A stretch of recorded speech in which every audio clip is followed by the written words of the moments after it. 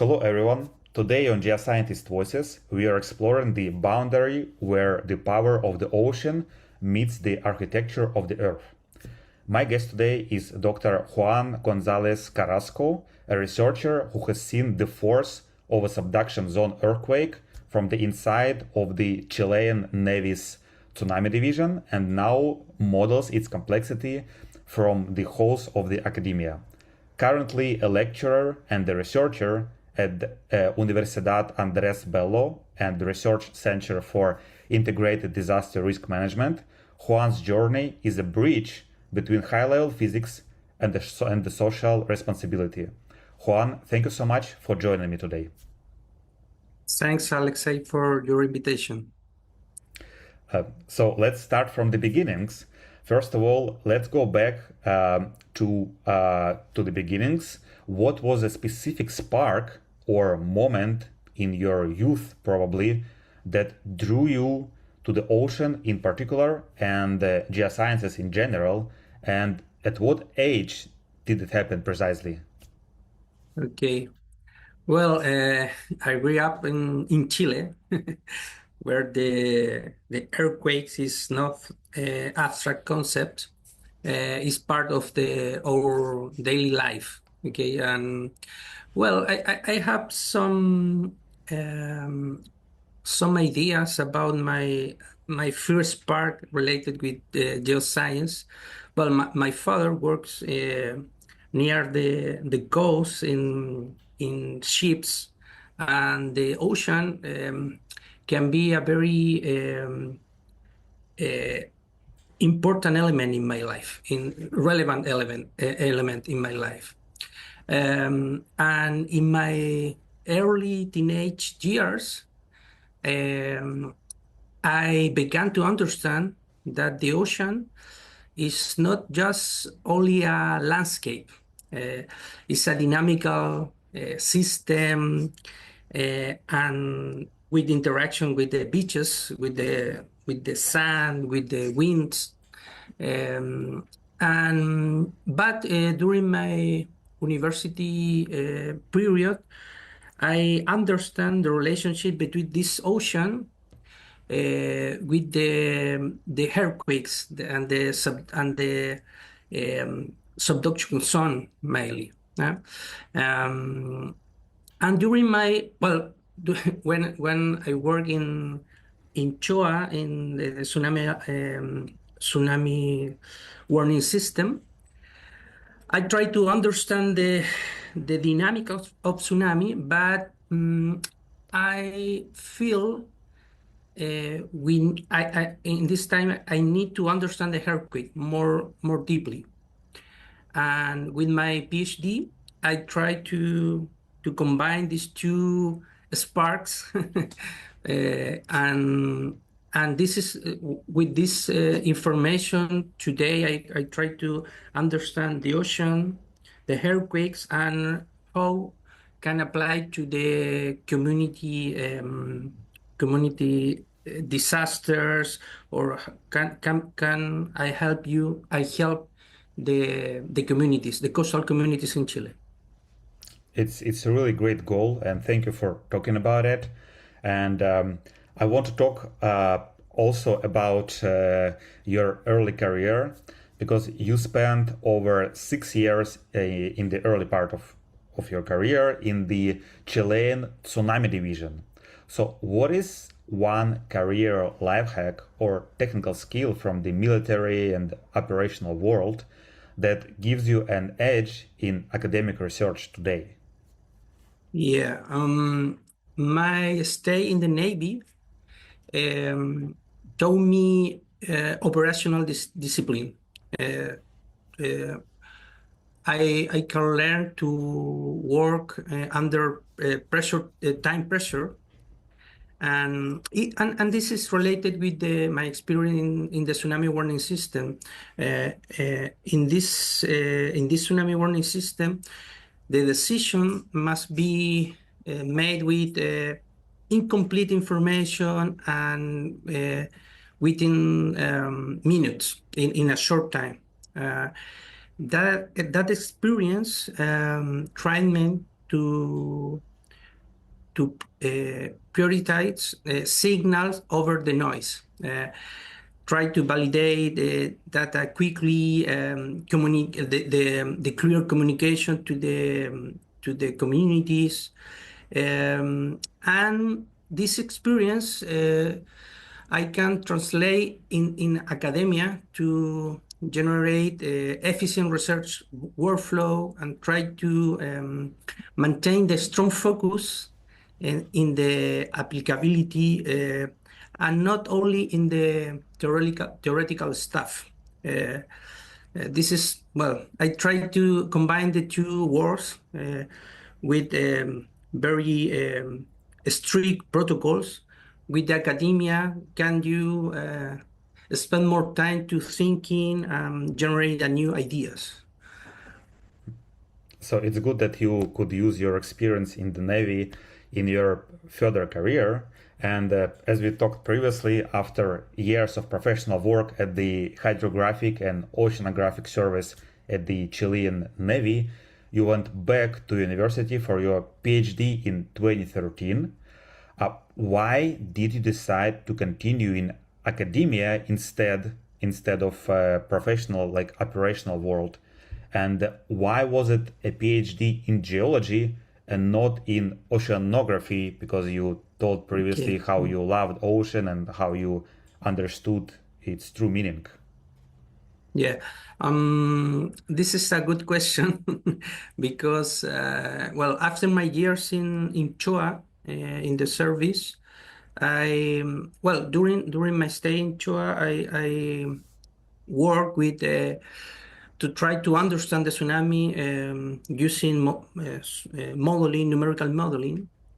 But I need go deeper into the earthquake physics and the rupture processes and very many elements related with the earthquake terminology. Because when I model tsunamis, we need fault information, fault slip, fault dynamics. With my PhD in geology, allow it to investigate the subduction zone mechanics, try to understand how the subduction zone works, and try to understand the seismic rupture complexity, crustal deformation. And with this information, I can improve my knowledge of the tsunami source related with the earthquake and the tsunami dynamic when the phenomena impacts to the coastlines. Normally, it's not very common. Oceanographer works in geology, but I think it's very good combination to understand the coastal processes, the coastal hazards with these two worlds. Uh, it's great to hear that. And now let's talk about your international experience. Because through the intergovernmental JICA-SAT project, you've seen how two of the world's most seismic nations, Chile and Japan, approach disasters. What is one thing Chile could learn from Japan, and vice versa, one thing that Japan could learn from Chile? Yeah, I think Chile could learn about the culture of preparedness in Japan and the technological redundancy in early warning system. Probably Japan is the most prepared early warning system in the world with many instruments in land, in ocean, in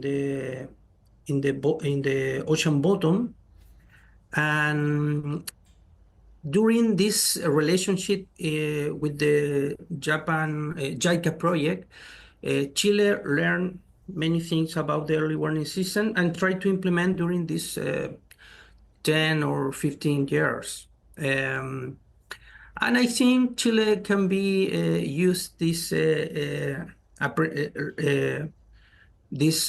learning to improve our systems. I think in the case of Japan, could learn from Chile the resilience of the coastal communities or in general communities to face tsunamis, earthquake, different natural hazards. And the other thing is try to generate an integration of the scientific institution. We have different budget of funds, but our problem is the same. The tsunamis and the earthquake, and generate the collaboration is very important to increase the protection of the coastal communities. It's good that the two nations can cooperate and learn from each other. It's really great to hear that.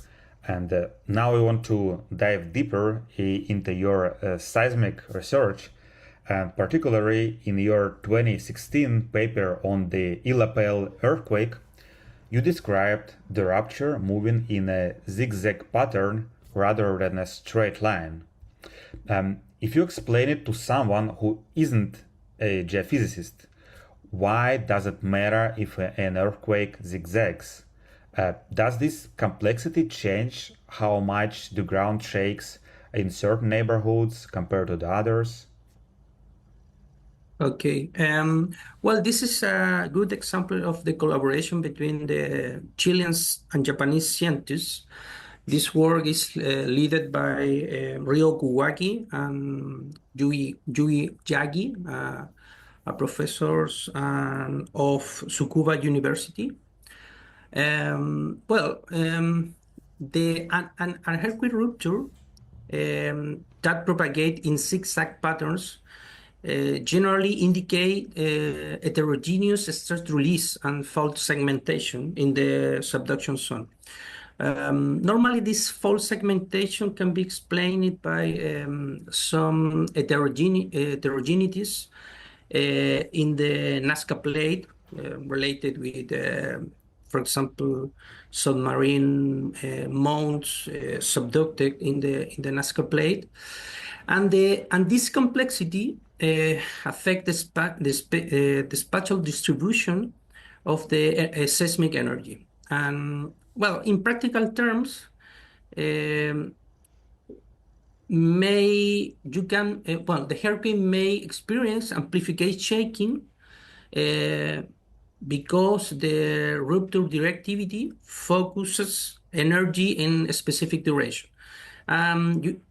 And with this information, you can analyze the distribution of the energy of the related with the shaking and related with the tsunami amplified areas.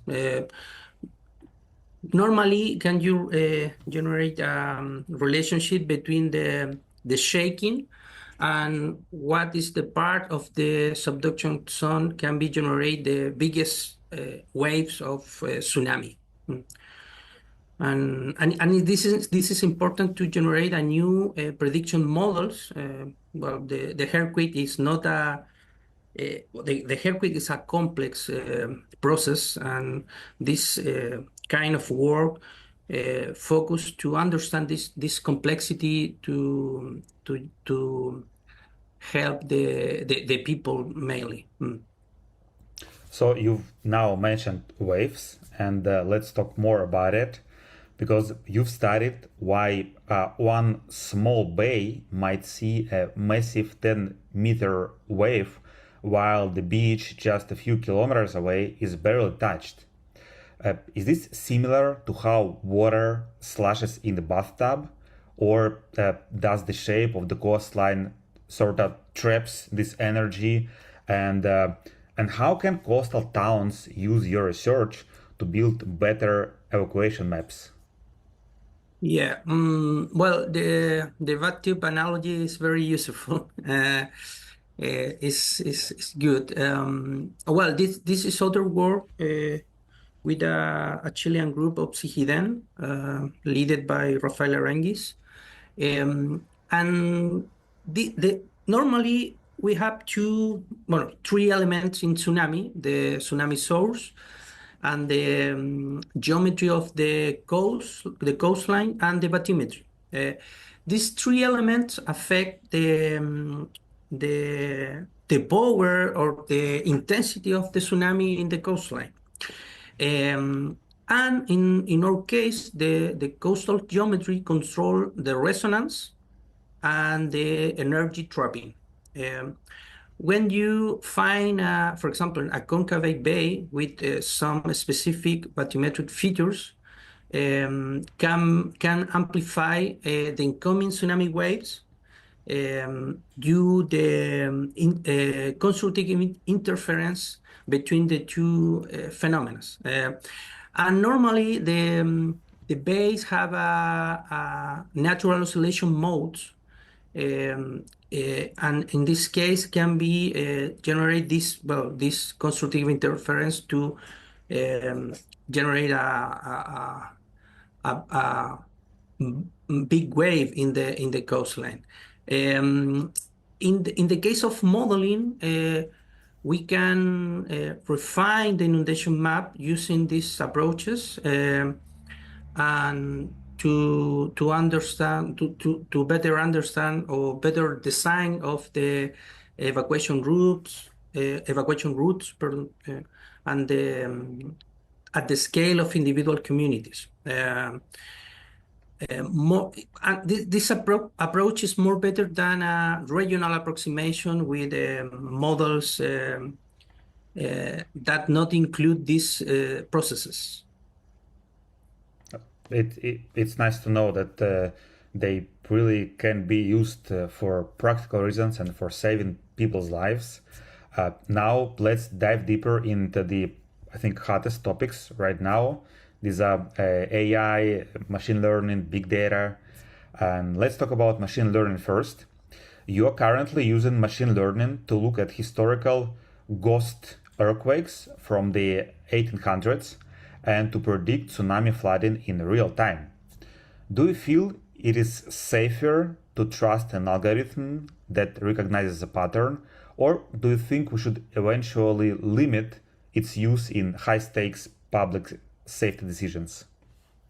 Yeah, well, the machine learning is a very important tool and relevant tool, but it's not a decision maker. It's a good technology with many possible applications in the future, and can be helpful to understand or recognize not linear patterns in large data sets, especially when you work, for example, in my case, with a stochastic analysis.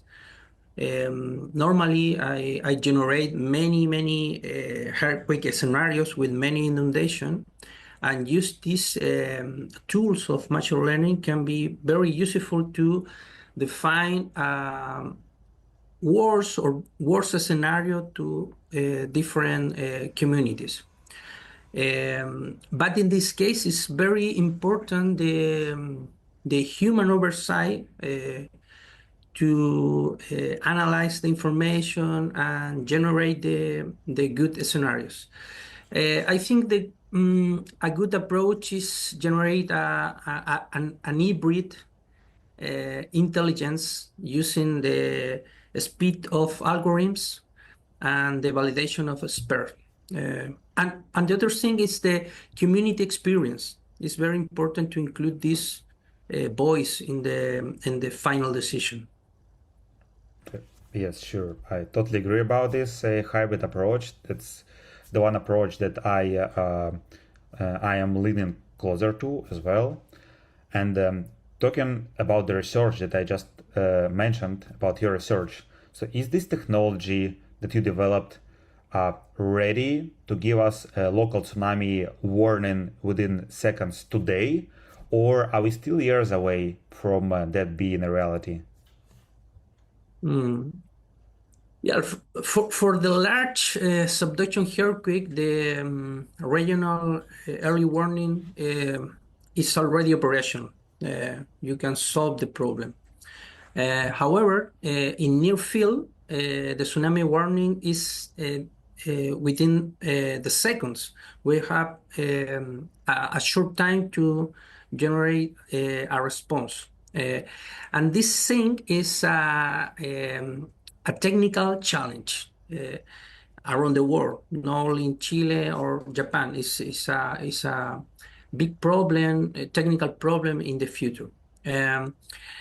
But I think the increase the sensor density, the telemetry latency to generate the communication, the real-time inversion to analyze the earthquake source, now can be limiting factors to improve the response. But I think we are more closer than a decade ago. We have more information, more instrument, more people. This is very important. In Chile, after the 2010 earthquake, we increased the people related with the signs of tsunami of the earthquake. But I think in the future it's very important integrate other technologies like geodetics or improve the seismic work with better technologies, including the artificial intelligence algorithms to this kind of networks. Yeah, so hopefully the technologies will be advancing even faster in order to fulfill the aim of saving life of people, and including, of course, the coastal communities that you mentioned. And let's talk about one more technology, because since I'm the secretary of the AGU Distributed Sensing Technical Committee, I have to ask, do you see new technologies like DAS, distributed acoustic sensing, playing a role in the future of Chilean hazard monitoring? Yes, it does have an enormous potential in Chile. Our extensive fiber optic infrastructure can be used like a dense seismic array. Now, well, I'm not very related with this technology operationally, but some colleagues of University of Chile in seismological center work with this kind of technology. And that can be enhanced the offshore and near field detection capabilities, um, particularly where in region where conventional instrumentation is very sparse. I think the challenge is try to focus in the data processing of DAS and the integration with operational system, because now it's a very new technology and including the in this network and in this system can be challenged. But I think it's very good technology for the future to see in the future. Sure, I totally agree with you. And we talked about technologies since you're a researcher, but you not only a researcher, you're also mentor and lecturer. And you recently earned a diploma in university teaching in the context of diversity. So, how has this changed the way you explain complex geology to a student who might struggle with the math, for example? Yeah. Well, when I arrived to the Universidad Andrés Bello, well, I I I started more strong my teacher side, and this diploma transformed how I scaffold the complex concept related with the students. Well, normally we start with some geological terminology or equation. And with this diploma, I understand the people can be understand with different ways, uh, with physical intuition, analogies, and conceptual terms, for example. And this experience with the students can be very enrichment for me to improve my language and my teaching using different tools learning in my diploma to uh, to not have a barrier with the students and include, for example, STEM technologies. And it's mean diversity pathway to understand. This is a good thing during my first year in the university.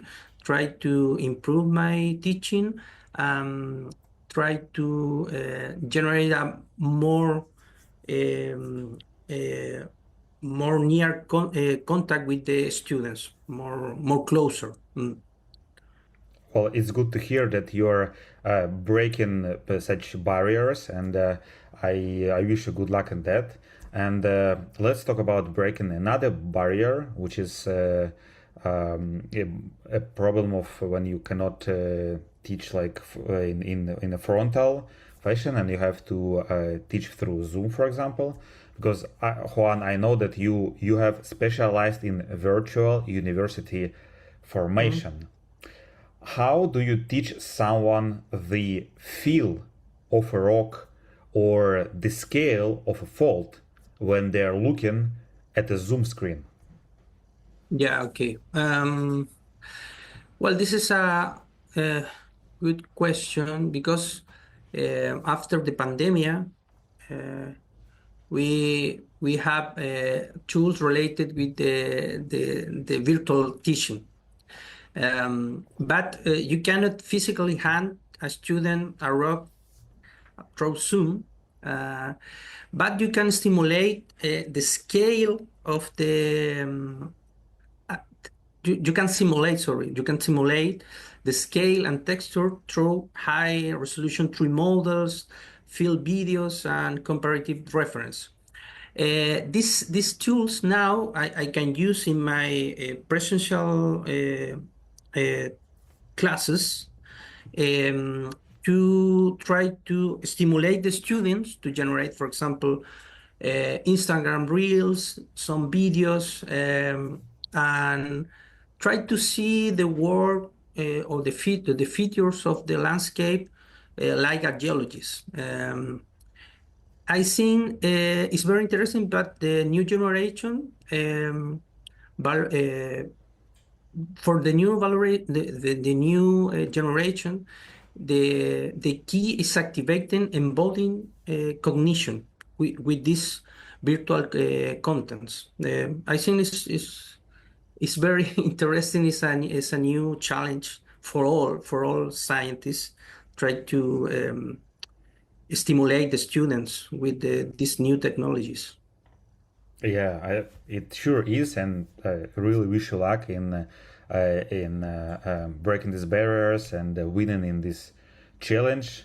And now I want to ask you about something that might be really useful to all the students, especially with the fast pace of development of technologies. So, based on your experience, what is the one golden ticket skill beyond just knowing how to code that will make a geoscientist indispensable by the year, let's say, 2030, for example? Yeah, and I think the golden ticket can be the ability to integrate the physics, the data science, social vulnerability, and communication. Can be very important or relevant in the future for a geosciences, because well the idea of this is our knowledge about, for example, a earthquake can be a focus in the community. We have a reason to learn or understand these physics processes. And naturally, the coding is a tool. Now we need to generate algorithms, but we need a process of reflection, synthesis as a differentiation for the other's knowledge areas. I think this is it's a difficult combination, but I think it's a good idea to understand the future. Yeah, sure. I also agree that the integration of various skills is very important. And you mentioned in your answer word reflection, and that's exactly what I am going to talk with you about next. I want you to reflect on some events that happened in the past and probably affected you. In 2010, you were part of the scientific community responding to the magnitude 8.8 Maule earthquake, which was the sixth largest earthquake ever recorded globally. Many Chilean geoscientists point to this 2010 event as a before and after. So, how did that specific day change your career trajectory? Yes, 2010 was transformative. Experiencing 8.8 event, 8.8 magnitude event, while working in a tsunami warning system, exposed both strength and systemic gaps. This is the problem. But in Chile, our last earthquake that generates tsunami is 1960, about 50 years ago in 2010. But it made clear that hazard science must bridge operational response and fundamental research. For all scientific community in Chile, 2010 can be a point of change. We received many collaboration of other countries like Japan, USA, and the international scientific community put the view in Chile. And that realization can be shaping my transition to academia, but with my ideas related with a focus on integrated risk management. This is my experience related with leave the tsunami in a tsunami warning, the 2010 earthquake in a tsunami warning system. Yes, it truly was a changing point, and hopefully it worked for the better and for advancement of the seismic science in Chile, which proves it, and there will be less casualties and damage to the communities. So, Juan, you've looked at the seismic gaps in Atacama and central Chile. So, does knowing where possibly the next big earthquake might occur keep you up at night, or does it give you a sense of purpose instead? It gives me a purpose. Well, we have many seismic gap in Chile. In the northern part of Chile, we have our last earthquake in the area of Antofagasta, between Antofagasta and Arica, is 1877. This is the earthquake of my PhD thesis. And knowing that seismic gap represent stored elastic strain is scientifically compelling and socially urgent. I think the goal is not prediction in the deterministic sense, but the preparedness grounded in the probabilistic assessment. I think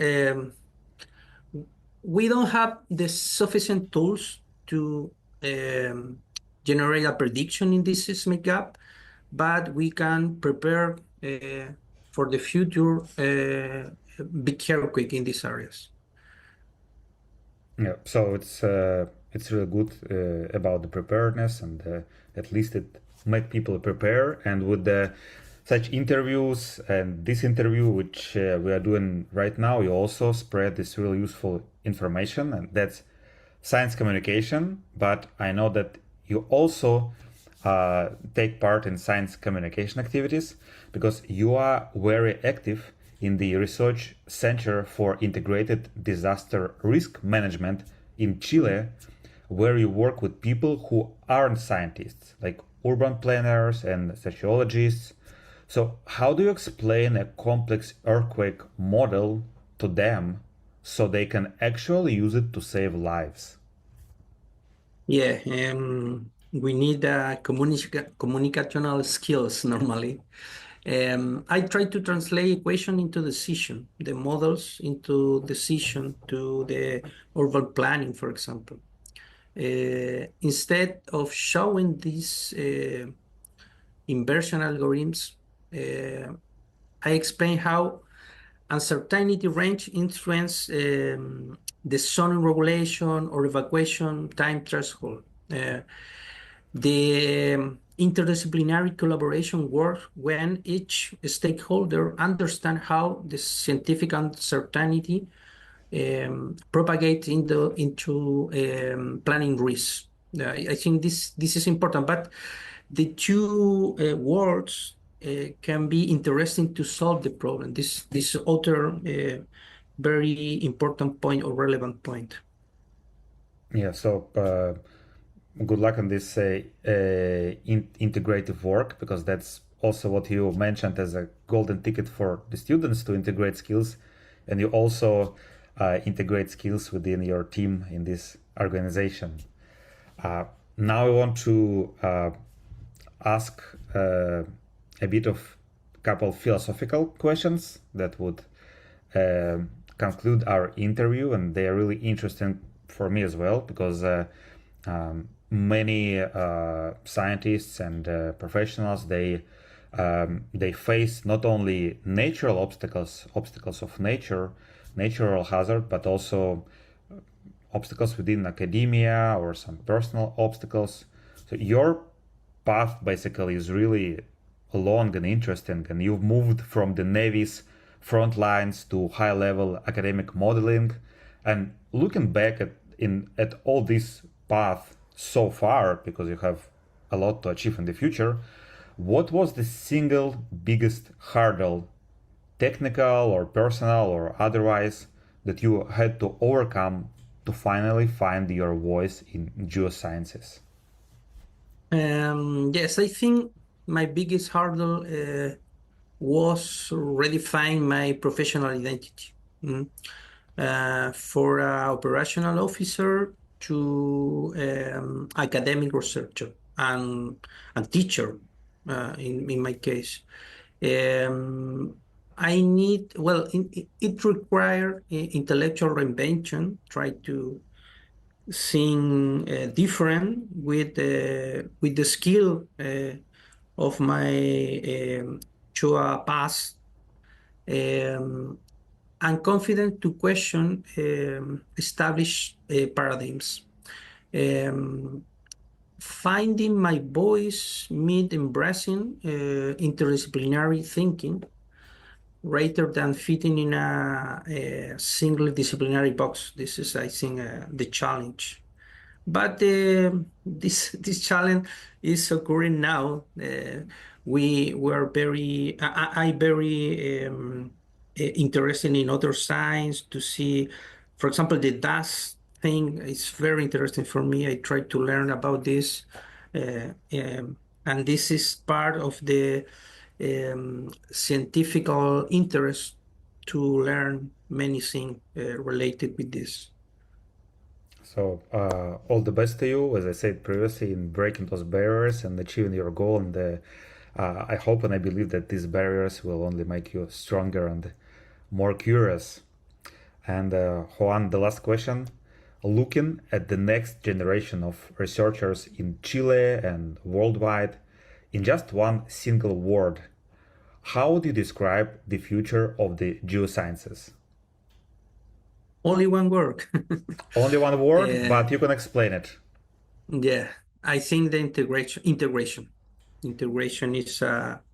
is a word to very relevant to the future of the geoscience. We need to integrating people to hard science like mathematics and others, and combine with human science. This is very important. The integration is the word. Juan, I totally agree with you.